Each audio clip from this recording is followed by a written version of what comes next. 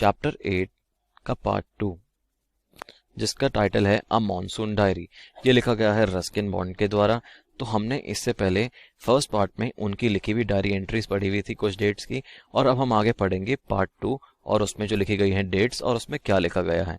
आइए इसको पढ़ना स्टार्ट करते हैं। August 2. All night the rain has been drumming on the corrugated tin roof. There has been no storm, no thunder, just the steady swish of tropical downpour. तो उन्होंने यहाँ पर कहा कि पूरी रात मतलब ड्रमिंग मतलब कि बहुत जोर से बारिश हो रही थी। जब आप किसी सरफेस के ऊपर पानी पड़ रहा है और बारिश हो रही है तो बहुत ज्यादा नॉइज क्रिएट करता है, तभी यहाँ पर यह वर्ड यूज करा गया है ड्रमिंग। और कॉरुगेटेड टिन रूफ मतलब जो टिन से बना हुआ रूफ था उसकी बात कर रहे हैं ये। There has been no storm, no thunder, just steady swish of tropical downpour. उन्होंने कहा कि ना तो कोई बिजली कड़की, ना कि कोई ऐसा उनको लगा कि वहां पर तूफान आया, बस एक नॉर्मल तरीके की बारिश हो रही थी और पानी बहता ही जा रहा था। डाउनपोर मतलब नीचे बरस रहा था बार बार। It helps me to lie awake at the same time. It doesn't keep me from sleeping. तो उन्होंने कहा कि इससे क्या होता है कि मैं जागता रहता था और लेटा रहता था लेकिन नींद नहीं आती थी, और सेम टाइम पे मुझे वो सोने से रोकती भी नहीं थी क्योंकि वो मेरे लिए एक प्लीजिंग चीज थी। It is a good sound to read by, the rain outside, the quiet within, and although tin roofs are given springing accountable leaks, there is a feeling of being untouched by and yet in touch with the rain. तो अब इन्होंने यहाँ पर क्या explain करा इन lines में, इन्होंने कहा कि वहां पे इतनी ज्यादा साउंड नहीं होती तो वो पढ़ भी सकते हैं इतना, और रेन में बाहर बैठ सकते हैं एक शेल्टर के नीचे। अब उनके ऊपर जैसे उन्होंने बताया कि टिन रूफ है, तो उन्होंने कहा कि टिन रूफ में कुछ कुछ होल्स हैं, तो शायद वहां पे अनअकाउंटेबल लीक्स मतलब कि उनको पता नहीं है तो थोड़ा बहुत पानी तो आता रहता है। बट उन्होंने कहा कि ऐसी फीलिंग वहां पर बारिश में बैठना उन्हें अच्छा लगता है, तो इसलिए वह फील करते हैं अनटच्ड बाय रेन। क्योंकि जब वो टिन रूफ से थोड़ा थोड़ा ही पानी गिरता है तो ज्यादा पानी नहीं आता, तो रेन ड्रॉप्स उन्हें टच ही नहीं कर पाती। और उन्होंने कहा कि साथ साथ ऐसा भी लगता है कि फीलिंग है कि वह मेरे को टच भी कर रही है। तो यहाँ पर इन्होंने हमें कहा कि उनको बैठना रेन में पसंद है और किताब पढ़ना पसंद है वहां पर, क्योंकि उन्हें वहां पे ऐसी फीलिंग आती है कि पानी गिर तो रहा है बट लेकिन वह ज्यादा फील हो रहा है, उनको टच नहीं कर रहा। आगे कहा गया August 3. The rain stops, बारिश रुक जाती है। The clouds begin to break up. The sun strikes the hill on my left.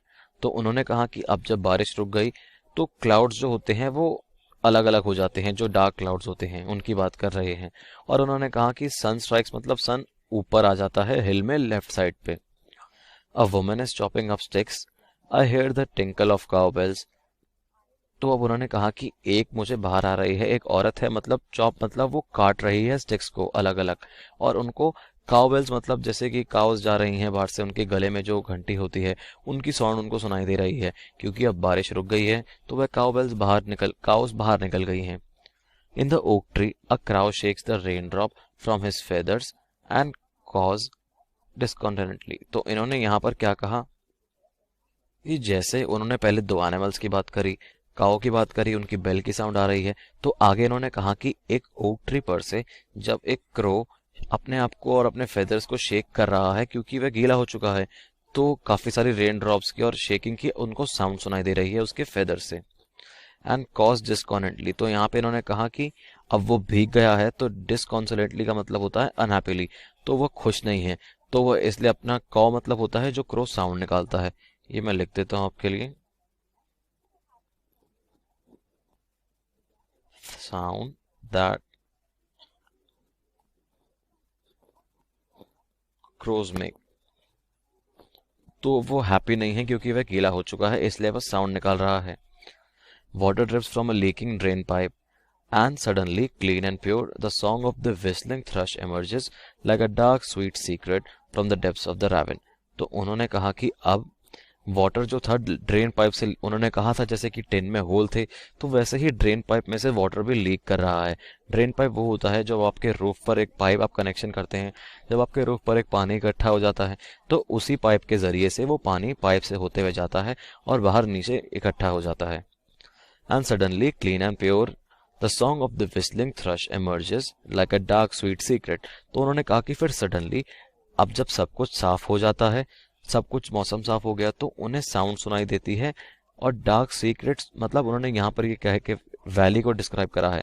रावेन का मतलब होता है वैली, या आप इसको कह सकते हैं हिंदी में घाटी भी। एक घाटी के पीछे से उनको बहुत ही स्वीट और प्लेजेंट साउंड सुनाई दे रही है। तो उनको वो साउंड सुनाई कहाँ से दे रही है? जैसे उन्होंने यहाँ पर कहा कि विस्लिंग थ्रश, इसको हम कहते हैं एक स्मॉल मीडियम साइज बर्ड होती है, वो मीडियम साइज।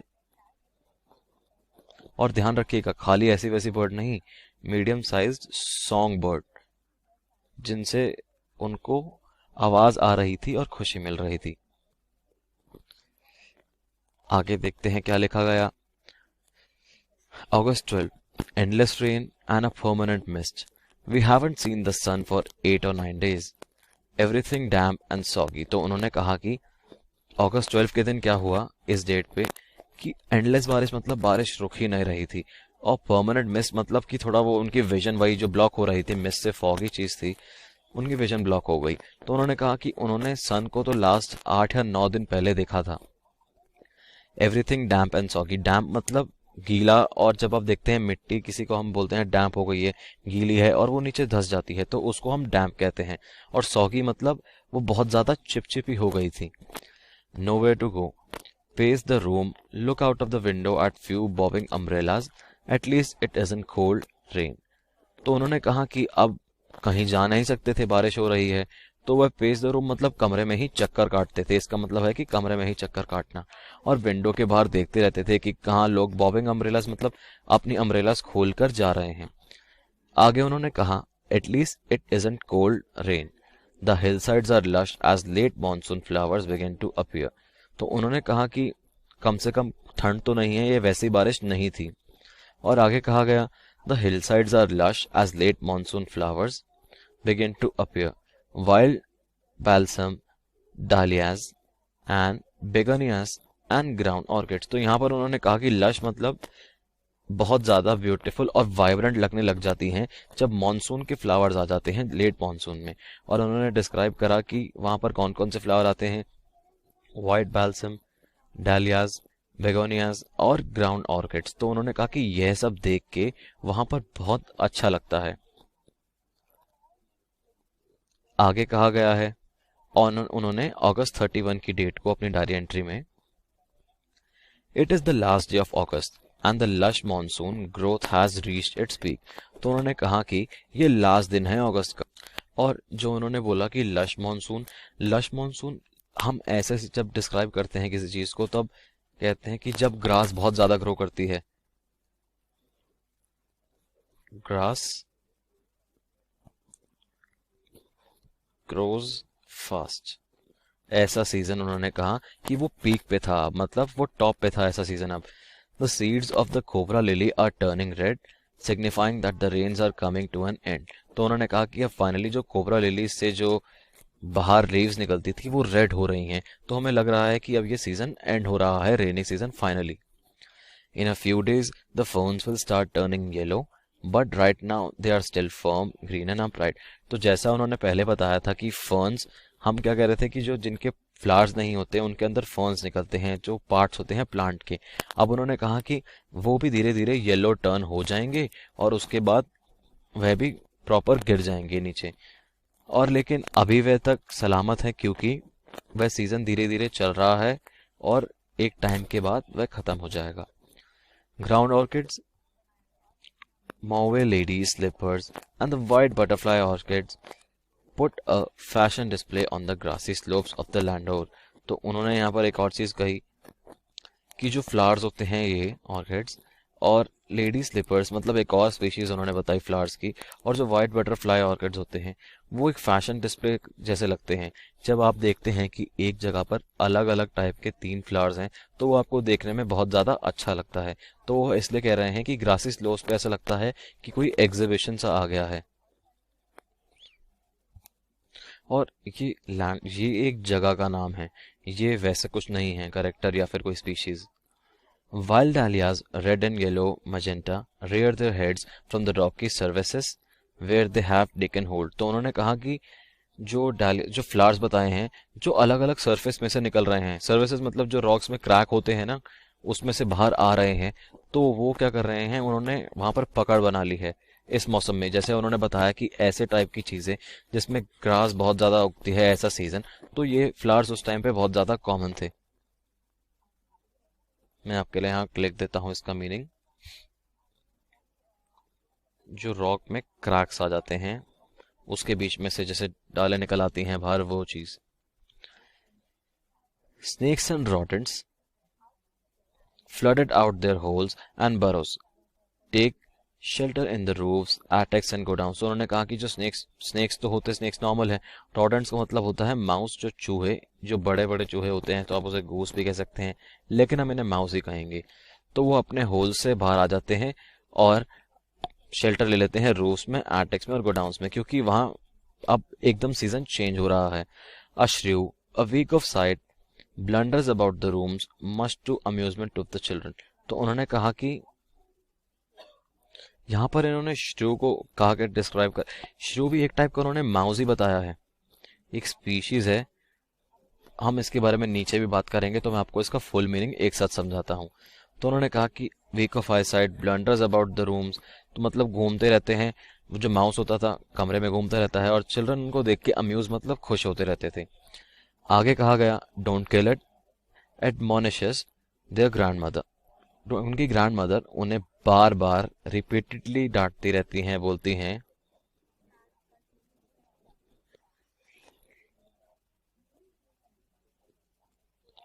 रिपीटेडली सेज, मैं यहाँ लिख देता हूँ इनका मीनिंग कि आप उसको छोड़ दो। आगे इन्होंने लिखा है छुछुंदर्स, ये होता है हिंदी का वर्ड, और ये इन्होंने श्रू के लिए डिस्क्राइब करा है। तो वह इन माउस को उस नाम से बुलाती थी, और उन्होंने कहा ग्रैंडमदर ने कि प्लीज उनको छोड़ दो, वो लकी होते हैं क्योंकि वह घर में पैसे लेके आते हैं। And sure enough I receive a cheque in the mail, not a very large one but welcome all the same. तो उन्होंने कहा कि श्योरली, क्या पता वो लकी लेके आते हो, क्योंकि उनको एक चेक आया मेल के द्वारा, और इतना बड़ा नहीं था बट लेकिन ऑलमोस्ट वो वेलकम था, चाहे जितने का भी अमाउंट था। तो इससे उनको यकीन भी हो गया। आगे की डेट में लिखा गया October 3, we have gone straight from monsoon into winter rain, snow at higher altitudes. तो उन्होंने कहा कि अब हम जा रहे हैं सीधा मानसून से सर्दी की बारिशों में। अब हायर ऑल्टीट्यूड्स मतलब जो पहाड़ पे ऊंची जो हाइट्स होती हैं, पीक होती हैं, ऑल्टीट्यूड्स, वहां पर बर्फ पड़ने लग गई है। After an evening hailstorm, the sky and the hills are stuffed with the beautiful golden light.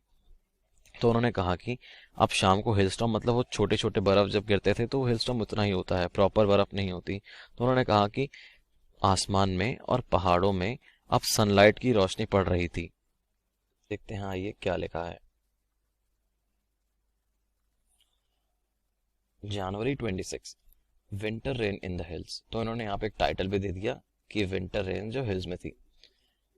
In the hush silence of the house, when I am quite alone and my friend who was here has gone, it is very lonely, very quite, and I sit in liquid silence, silence with in. तो इन्होंने यहाँ पर क्या कहा कि hush silence क्या होता है, बिल्कुल एकदम सन्नाटा था, और वो काफी अलोन मतलब अकेला उनको फील होता था इससे। और उन्होंने कहा कि उनका जो फ्रेंड था जो यहाँ पर पहले था, अब वो चला गया है, अब वह बहुत लोनली मतलब अकेला फील कर रहे हैं, बहुत शांत जगह है। और लिक्विड साइलेंस मतलब वहां पर पानी के गिरने तक की आवाज अगर ड्रॉप गिरती थी तो आवाज आती थी। एक साइलेंट जो एटमॉस्फेयर था वहां ज्यादा बहुत हो गया था। तो उन्होंने कहा कि वे खाली सराउंडेड थे, रिदम ऑफ रेन का मतलब बारिश की आवाज से ही खाली, जो स्टेडीली मतलब ड्रिफ्ट मतलब पानी बह रहा था पत्तियों के ऊपर से, रूफ पर से, ड्रमिंग ऑन ड्रेस डालियाज। मतलब इन्होंने यहाँ पर इन लाइंस में कहा कि पानी उनको सुनाई दे रहा था जो गिरता था पत्तियों पे, टिन के ऊपर जो आवाज आती थी वो, और उसके आगे डालियाज और विंडो पेन्स पर आवाज आती थी। तो इतनी शांति थी कि यह सब चीजों को भी वे क्लियरली सुन पाते थे। While the mist holds the house in dark caress, तो उन्होंने कहा कि जो मिस्ट थी वो पूरे हाउस को ढक देती थी। एक डार्क करेस मतलब टचिंग और होल्ड लविंगली, यहाँ पर मीनिंग भी देखा गया है, यहाँ पर देख सकते हैं आप। मिस्ट क्या करती थी, जैसे आपको प्राइवेसी देती थी, आपको आगे पीछे नहीं दिखता था। तो उन्होंने कहा कि वह एक एटमॉस्फेयर सा बन गया था हमारे हाउस के आगे और साइड में और पीछे भी, जिससे वहां पर कोई देख नहीं पाता था कुछ भी। जैसे उन्होंने रेफर करा dark forest. As I pause near a window the rain drop stops and starts again. तो उन्होंने कहा कि जैसे वो जाते थे विंडो के पास तो उनको लगता था कि रेन ड्रॉप्स गिरना बंद हो गई और फिर एकदम से वह शुरू भी हो जाती थी वापस। And the tree is no longer green but grey menaces me with their loneliness. तो उन्होंने कहा कि अब जब विंटर रेन आ गई थी तो उनके पास जो पेड़ थे वो इतने ग्रीन तो नहीं रह गए थे, लेकिन वह उनके साथ थे, जैसे भी चीज में थे लेकिन थे। और आगे यहाँ पे इन्होंने मीनिंग भी मेंशन करा है,